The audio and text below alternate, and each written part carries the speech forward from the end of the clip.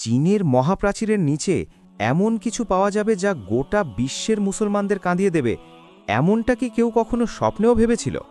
আমরা জানি আল্লাহ তার প্রিয় বান্দাদের সম্মান দুনিয়ার যে কোনো জায়গায় লুকিয়ে রাখতে পারেন, কিন্তু চীনের মতো একটি দেশে যেখানে ইসলামের আলো পৌঁছানো নিয়ে এত কথা হয়, ঠিক সেখানেই মাটির নিচ থেকে বেরিয়ে এলো এমন এক পবিত্র রহস্য যা দেখে বিজ্ঞানীদের হাত কাঁপতে শুরু করলো, আর সারা বিশ্বের মুসলমানদের মুখে একটাই শব্দ উচ্চারিত হলো, সুবাহান আল্লাহ। কি পাওয়া গেছে সেই মাটির নিচে? কেন চীনের সরকার এই খবরটি সবার কাছ থেকে লুকিয়ে রাখতে চেয়েছিল? চলুন আজ সেই গায়ে কাটা দেওয়ার রহস্যের গল্পটি শুনি। ঘটনাটা শুরু হয়েছিল খুব সাধারণভাবে। চীনের উত্তর দিকে পাহাড়ি এলাকায় হঠাৎ একদিন বিশাল এক ভূমিধস হয়। বড় বড় পাথর আর মাটির নিচে চাপা পড়ে ভেমে যায় মহাপ্রাচীরের বেশ বড় একটা অংশ। চীনের সরকার তখন ভাবল, এটা তো শুধুই একটা প্রাকৃতিক দুর্যোগ। তারা দ্রুত সেখানে কাজ করার জন্য কিছু শ্রমিক আর মাটি খোঁড়ার বিশেষজ্ঞদের পাঠিয়ে দিল। তাদের কাজ ছিল মাটি সরিয়ে জায়গাটা পরিষ্কার করা। কিন্তু তারা জানত না আল্লাহর কি কুদরত সেখানে লুকিয়ে আছে। মাটি সরাতে সরাতে হঠাৎ শ্রমিকদের কোদাল একটা অদ্ভুত পাথরের দরজায় গিয়ে ধাক্কা খেল। পাথরটা সাধারণ কোনো পাথর ছিল না, এটা ছিল একটা বিশাল গুহার দরজা। শত শত বছর ধরে এই দরজাটা মহাপ্রাচীরের নিচে চুপচাপ ঘুমিয়েছিল। কাজ থামিয়ে দেওয়া হলো, খবর দেওয়া হলো বড় বড় ঐতিহাসিকদের। তারা এসে যখন পাথরের ওপর থেকে ধুলো পরিষ্কার করলেন, তাদের চোখ কপালে উঠে গেল। চীনের পুরনো ইতিহাস তারা অনেক জানেন, কিন্তু এই দরজার গায়ের নকশা চীনের কোনো ডিজাইনের সাথে মিলছে না। এগুলো তো চীনা ভাষাও নয়, তাহলে এগুলো কি? তখন বেজিং থেকে পুরনো ভাষার বিশেষজ্ঞদের ডাকা হলো। তারা এসে যখন লেখাগুলো পড়লেন, তারা চমকে উঠলেন। তারা বললেন, এই পাথরের গায়ে যা লেখা আছে তা চীনা ভাষা নয়, এগুলো হলো প্রাচীন আরবি ভাষা। একটু চিন্তা করুন তো, চীনের এই দুর্গম পাহাড়ে, যেখানে আরব দেশের কোনো মানুষের আসার কথাই না, সেখানে এত সুন্দর আরবি লেখা আসলো কোথা থেকে? সবার মনে তখন একটাই প্রশ্ন, ভেতরে কি আছে? অনেক সাবধানে দরজাটা খোলা হলো। দরজা খুলতেই চারপাশের বাতাসে এমন এক সুন্দর সুবাস ছড়িয়ে পড়ল যা কেউ জীবনেও সুখেনি, যেন জান্নাতের কোনো সুগন্ধি আতরের গন্ধ। ভেতরে ছিল পুরনো পাথর দিয়ে সাজানো একটা বড় ঘর, আর সেই ঘরের ঠিক মাঝখানে রাখা ছিল একটা বড় পাথরের ফলক বা শিলালিপি। সেই ফলকের গায়ে আরবিতে কিছু কথা খোদাই করা ছিল। 1000 বছর পার হয়ে গেলেও লেখাগুলো একটুও নষ্ট হয়নি। একজন বিশেষজ্ঞ যখন সেই লেখাগুলোর অর্থ করলেন, তখন সবার গায়ে কাঁটা দিয়ে উঠল। সেখানে লেখা ছিল, আল্লাহর মনোনীত বান্দা ও আদর্শের বার্তাবাহক তার রবের কাছে ফিরে গেছেন। মানুষ তাকে সত্যবাদী, ধৈর্যশীল এবং এক আল্লাহর ইবাদতকারী হিসেবে জানত। কথাগুলো শুনে উপস্থিত সবার মনে একটা অদ্ভুত শান্তি নেমে আসলো। কিন্তু আসল চমকটা ছিল পাথরের একদম নিচে। সেখানে বড় বড় আরবি অক্ষরে খুব সুন্দর করে একটি নাম লেখা ছিল। নামটি হল জুলকিফাল আলাইহিসসালাম। আল্লাহু আকবার। জুলকিফাল। পবিত্র কোরআনে মহান আল্লাহ তার এই ধৈর্যশীল নবীর কথা উল্লেখ করেছেন। এই খবর শোনার পর চীনের বড় বড় সরকারি অফিসারদের ঘুম হারাম হয়ে গেল। তারা ভয় পেয়ে গেলেন, যদি এই খবর দুনিয়ার মানুষ জেনে যায়, তাহলে তো এখানে লাখ লাখ মানুষের ভিড় জমে যাবে। তাই সরকার সাথে সাথে সিদ্ধান্ত নিল, এই পবিত্র আবিষ্কারের কথা পৃথিবীর কেউ জানতে পারবে না। পুরো এলাকা মিলিটারির পাহারায় আটকে দেওয়া হলো। কিন্তু আল্লাহর নূর বা আলো কি কেউ কখনো হাত দিয়ে ঢেকে রাখতে পারে? খননকারী দলের এক তরুণ সদস্য এই দৃশ্য দেখে তার মনটা কেমন যেন কেঁদে উঠেছিল। সে সবার চোখের আড়ালে পকেট থেকে মোবাইল বের করে ছোট্ট একটা ভিডিও করে ফেলে, আর রাতের অন্ধকারে সেই ভিডিও ইন্টারনেটে ছেড়ে দেয়। পরের দিন সকাল হতেই এই ভিডিও সারা দুনিয়ায় আগুনের মতো ছড়িয়ে পড়ে। লাখ লাখ মানুষ, বিশেষ করে সারা বিশ্বের মুসলমানরা, এই ভিডিও দেখে আবেগে কেঁদে ফেলে। কেউ বিশ্বাসই করতে পারছিল না যে চীনের পাহাড়ে কোরআনে বলা নবীর মাজার পাওয়া গেছে।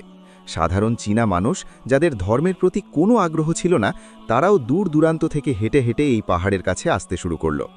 যারা সেখানে গিয়েছিল তারা এক অদ্ভুত কথা জানালো। তারা বলল, সেই মাজারের কাছে গেলেই নাকি মনে এক অদ্ভুত প্রশান্তি কাজ করে। মনে হয় বুকের ভেতর জমে থাকা সব কষ্ট নিমেষেই দূর হয়ে যায়। মনে হয় কেউ যেন মায়াবী কণ্ঠে ডাকছে। চীনের যে মুসলিমরা এত বছর ধরে কষ্টে দিন কাটাচ্ছিল, এই খবর তাদের বুকে নতুন করে ঈমানের জোর এনে দিল। মানুষের এত ভিড় আর সারা দুনিয়ার চাপে পড়ে চীনের সরকার শেষ পর্যন্ত মাথা নোয়াতে বাধ্য হলো। তারা মাইকের সামনে এসে সারা দুনিয়াকে জানালো, হ্যাঁ, মাটির নিচে এমন একটি প্রাচীন মাজার পাওয়া গেছে যার সাথে আরবদের আর ইসলামের গভীর মিল আছে। তবে এটা কার মাজার তা নিয়ে তারা এখনও গবেষণা করছে। কিন্তু মুসলমানদের বুঝতে আর বাকি রইল না যে এটা কার মাজার হতে পারে। আরব দেশ থেকে চীনের এই পাহাড়ে নবী জুলকিফুল আলাইহিসসালাম কিভাবে আসলেন, এই প্রশ্নের উত্তর খুঁজতে দুনিয়ার বড় বড় স্কলাররা আর বসে থাকতে পারলেন না। মুসলিম দেশগুলোর চাপে চীনের সরকার বাধ্য হল তাদের দেশের দরজা খুলে দিতে। সৌদি আরব, মিশর, তুরস্ক আর পাকিস্তান থেকে বড় বড় আলেম আর ইতিহাসবিদরা ছুটে আসলেন চীনে।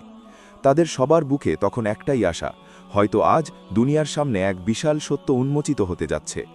স্কলাররা যখন সেই পাহাড়ি গুহার ভেতরে পা রাখলেন, তাদের মনে হল তারা যেন দুনিয়ার বাইরে অন্য কোনো জগতে চলে এসেছেন। আধুনিক মেশিন আর লেজার লাইট নিয়ে তারা ভেতরে ঢুকেছিলেন ঠিকই, কিন্তু সেই পবিত্র জায়গার সুঘ্রাণ আর শান্তি দেখে তারা থমকে দাঁড়ালেন। বড় বড় আলেমরা সেখানে বসেই আল্লাহর দরবারে সেজদায় লুটিয়ে পড়লেন। কারো মুখে কোনো কথা নেই, শুধু চোখের পানিতে মাটি ভিজে যাচ্ছে। এরপর শুরু হলো আসল খোঁজ। কবরের এক কোণায় মাটির নিচে চাপা পড়ে থাকা অবস্থায় পাওয়া গেল একটা পুরনো চামড়ার বাক্স। অনেক সাবধানে বাক্সটা খোলা হলো। ভেতরে ছিল শত শত বছরের পুরনো কিছু চামড়ার পাতা। পাতাগুলো প্রায় নষ্ট হয়ে গিয়েছিল, কিন্তু আল্লাহ চাইলে কি কোনো কিছু নষ্ট হতে পারে? আধুনিক মেশিনের সাহায্যে বিজ্ঞানীরা সেই চামড়ার পাতায় লেখা কথাগুলো পড়ার ব্যবস্থা করলেন। যখন সেই লেখাগুলো আরবি থেকে অনুবাদ করা হলো, তখন এমন এক ত্যাগের গল্প সামনে আসলো যা শুনে পাথরের হৃদয়ও গলে যাবে। সেখানে লেখা ছিল, আমরা আমাদের এলাকায় জালিমদের অত্যাচার আর ধ্বংস থেকে নিজেদের ঈমান বাঁচাতে ঘরবাড়ি ছেড়ে বেরিয়ে পড়েছিলাম। আমরা জানতাম না কোথায় যাব। আমরা শুধু সেই দিকে হাঁটতে শুরু করলাম যেদিক থেকে প্রতিদিন সকালে সূর্য ওঠে। আমরা দিনের পর দিন, মাসের পর মাস হাঁটতেই থাকলাম, যতক্ষণ না আমরা উঁচু দেয়াল ঘেরা এই শান্ত পাহাড়ে এসে পৌঁছালাম। আল্লাহু আকবার! একটু চিন্তা করে দেখুন, নিজেদের দিন আর ঈমানকে বাঁচাতে নবী জুলকিফল আলাইহিসসালাম এবং তার কিছু সঙ্গী হাজার হাজার মাইল মরুভূমি আর পাহাড় পাড়ি দিয়ে পূর্ব দিকে অর্থাৎ চীনের এই অঞ্চলে হিজরত করেছিলেন। তারা নিজেদের রাজপ্রাসাদ বা আরামের ঘর ছেড়ে আল্লাহর রাস্তায় বেরিয়ে পড়েছিলেন, শুধু এক আল্লাহর ইবাদত করার জন্য। এই লেখাগুলো পড়ার পর গবেষকরা ভাবলেন, যদি নবীর সঙ্গীরা এখানে এসে থাকেন, তাহলে নিশ্চয়ই তাদের কোনো বংশধর এখনও এই পাহাড়ের আশেপাশে কোথাও বেঁচে আছে। এই চিন্তা থেকেই তারা পাহাড়ের আরও গভীরে খুঁজতে শুরু করলেন। আর তখনই তারা খুঁজে পেলেন এমন এক ছোট্ট গ্রাম যার কথা দুনিয়ার কেউ জানত না। গবেষকরা যখন সেই গ্রামের মানুষদের সাথে কথা বললেন, তারা অবাক হয়ে গেলেন। গ্রামের মানুষগুলো চীনা ভাষায় কথা বললেও তাদের নিয়মকানুন একদম আলাদা। তারা চীনের অন্য মানুষদের মতো কোনো মূর্তির পূজা করে না। তারা বিশ্বাস করে একজন অদৃশ্য সৃষ্টিকর্তায়। সবচেয়ে অবাক করা বিষয় কি জানেন? তারা সূর্য ওঠার আগে থেকে শুরু করে সূর্য ডোবা পর্যন্ত না খেয়ে থাকে, একদম আমাদের রোজার মতো। গ্রামের এক বয়স্ক মুরব্বী হাসি মুখে জানালেন, আমাদের পূর্বপুরুষরা অনেক দূরের মরুভূমি পার হয়ে এখানে এসেছিলেন।